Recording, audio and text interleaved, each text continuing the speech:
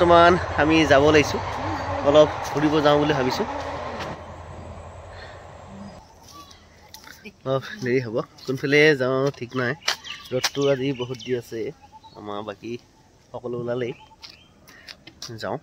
আমি আহি আছো বৰ্তমান বহুত ধুনীয়া জায়গা পাইছো প্ৰিন্সেছ আমি সকলো বিলাক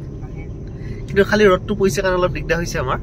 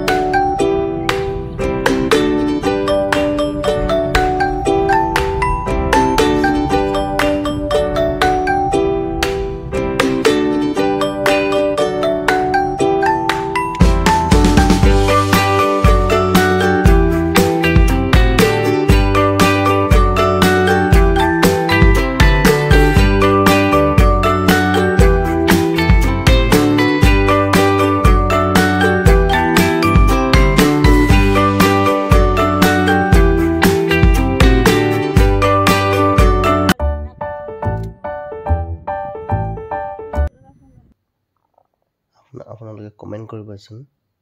এইটো গছৰ ওপৰত যে ঘৰটো বনাই যে এই ঘৰটোক কি বুলি কয় এটা আপোনালোকৰ ওচৰত আছে নে এই ঘৰটো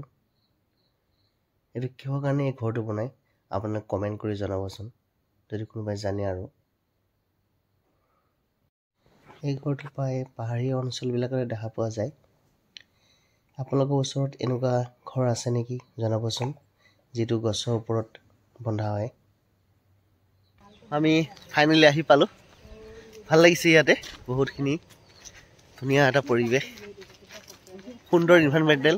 এটা ধুনীয়া পৰিবেশ আমাৰ প্ৰিন্সেছে চাই আছে পুৰা প্ৰিন্সে হাই কোৱা প্ৰিন্সে হাই কৈছে এটা বহুত ধুনীয়া পৰিবেশ হয় ইয়াতে এটা ভাল লাগে আমি আহিলো মানে ওলাই অলপ সুন্দৰ পৰিবেশ এটা মাজত ধুনীয়া এটা পৰিবেশ দেখিছে এটা কি ধুনীয়া মজা পৰিবেশ মানে বহুত ভাল লাগিছে ইয়াতে আহি বহুত ধুনীয়া লাগিছে ঠাইডোখৰ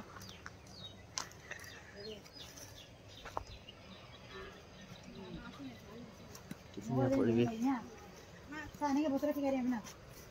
আৰু বিন্দাস এটা ধুনীয়া পৰিবেশ বাগানৰ মাজে মাজে সুন্দৰ পৰিবেশ ইয়াতে হাতী ওলাইছে বোলে অলপ আগলৈকে হাতী ওলাইছে আমি এফালে যোৱা নাই আৰু হাতী লোৱাৰ কাৰণে আমি এইখিনিতে থাকিলো ভাল লাগিছে আমাৰ কি বুলি কয় সেইখন হৃদয় আৰে আৰে চিনেমাখনলৈ মনত পৰি গৈছে ইয়াৰ পৰিৱেশটো দেখা পায় আপোনাৰ কি ধুনীয়া পৰিৱেশ এটা ধুনীয়া বহুত ধুনীয়া লাগিছে পৰিৱেশটো